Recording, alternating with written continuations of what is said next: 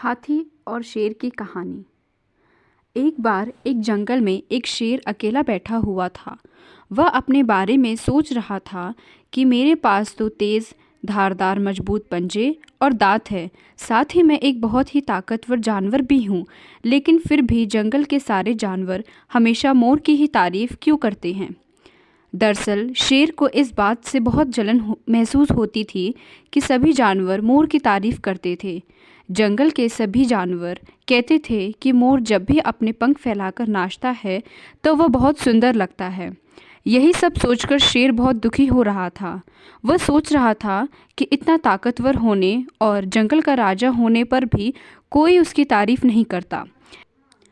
ऐसे में उसके इस जीवन का क्या मतलब है। तभी वहाँ से एक हाथी जा रहा था। वह भी काफ़ी दुखी था। जब शेर ने उस दुखी हाथी को देखा तो उससे पूछा, तुम्हारा शरीर इतना बड़ा है और तुम ताकतवर भी हो, फिर भी इतने दुखी क्यों? तुम्हें क्या परेशानी है? दुखी हाथी को देखकर शेर ने सोचा कि क्यों न मैं इस हाथी के साथ अपना दुख बांट लूं। उसने आगे कहते हुए हाथी से पूछा कि क्या इस जंगल में ऐसा कोई जानवर है जिससे तुम्हें जलन होती है और वह तुम्हें हानि पहुंचाता हो? शेर की बात सुनकर हाथी ने कहा, जंगल का सबसे छोटा जानवर भी मुझ जैसे बड़े जानवर को परेशान कर सकता है। शेर ने पूछा, वह कौन सा छोटा जानवर है? हाथी ने कहा, महाराज, वह जानवर चींटी है।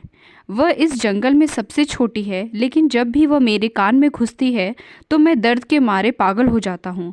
हाथी की बात सुनकर शेर को समझ में आ गया कि मोर तो मुझसे चींटी की तरह परेशान भी नहीं करता है, फिर भी मुझे उससे जलन होती है। ईश्वर ने सभी प्राणी को अलग अलग खामियां और खूबियां दी हैं।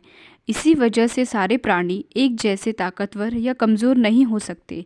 इस तरह शेर को यह समझ में आ गया कि उस जैसे ताकतवर जानवर में भी खूबियों के साथ साथ कमियां होती हैं।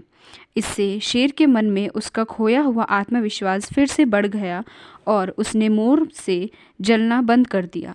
कहानी से सीख, हमें कभी भी किसी की खूबी देखकर उससे नहीं जलना चाहिए, क्योंकि हम सभी में अलग अलग खूबियाँ और कमियाँ होती हैं।